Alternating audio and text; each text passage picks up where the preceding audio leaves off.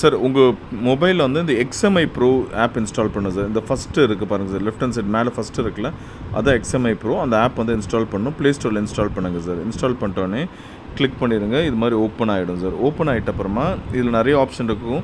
நீங்கள் என்ன பண்ணுங்கன்னா இன்ஸ்டால் ஸ்டேஜில் இங்கே லெஃப்ட் ஹேண்ட் சைட் கீழே இருக்குது பாருங்கள் சார், குயிக் லாகின்ல லோக்கல்னு இருக்குது பாருங்கள் சார், ப்ளூ கலரில். அந்த லோக்கல் கிளிக் பண்ணிடணும் சார். இது அக்ரி கொடுத்துருங்க. கொடுத்துட்டு வரும்போது உங்களுக்கு நேராக இது மாதிரி உள்ளக்க போயிடும். உள்ளக்கு போய்ட்டோடனே ரைட் ஹேண்ட் சைட் மேலே இந்த ப்ளஸ் பட்டன் இருக்கும். இந்த ப்ளஸ் பட்டன் வந்து கிளிக் பண்ணுங்கள் சார். செகண்ட் ஆப்ஷன் வயர்டு கேமரான்னு இருக்கும், இதை கிளிக் பண்ணிடுங்க. அப்புறமா ஆட் டிவைசஸ் மேனுவலின்னு இருக்குது, இதை கிளிக் பண்ணிடுங்க. இங்கே வந்து டிவைஸ் சீரியல் நம்பர்னு ஒரு QR கோட் பாக்ஸ் மாதிரி இருக்குது பாருங்கள் சார். இந்த QR கோட் பாக்ஸ் கிளிக் பண்ணுங்கள் சார். இது மாதிரி QR கோடு வந்து ஓப்பன் ஆகிடும். உங்களுக்கு ஆல்ரெடி நான் QR கோடு அனுப்பிச்சிருக்கேன். அதை மட்டும் நீங்கள் ஸ்கேன் பண்ணால் போடுதும் ஆட்டோமேட்டிக்காக உங்கள் மொபைலில் வந்து வீவ் வந்துடும் சார். உங்களுக்கு வீவ் வந்துட்ட அப்புறமா உங்களுக்கு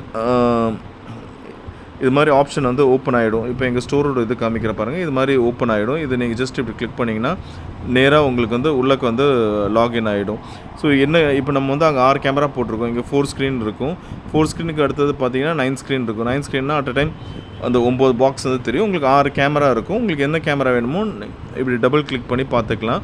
அடுத்த கேமரா பார்க்கணும், இங்கே லெஃப்ட்டில் இப்படி ஸ்வைப் பண்ணிங்கன்னா அடுத்த கேமரா நீங்கள் வந்து மாற்றிக்கலாம் சார். ஸோ இதுலேயும் நீங்கள் ப்ளேபேக்கும் இந்த ஆடியோ உங்களுக்கு வேணும்னா இங்கே ஆடியோன்னு ஒரு ஆப்ஷன் இருக்குது பாருங்கள் சார்.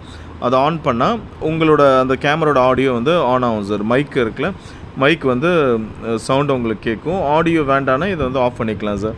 இது ஜஸ்ட்டு ஒரு டைம் மொபைல் ஆப் ஓப்பன் பண்ணும்போது ஆடியோ வந்து ஆஃபில் தான் இருக்கும். உங்களுக்கு வேணும்னா ஆன் பண்ணிக்கலாம், இல்லாட்டி வந்து நீங்கள் வந்து ஆஃப் பண்ணிக்கலாம் சார். உங்களுக்கு நான் வீடியோ அமுச்சு விட்ருக்கேன், இந்த ஆப் எப்படி யூஸ் பண்ணணும்னு அதை பார்த்தீங்கன்னாலும் உங்களுக்கு கிளியராக தெரியும் சார்.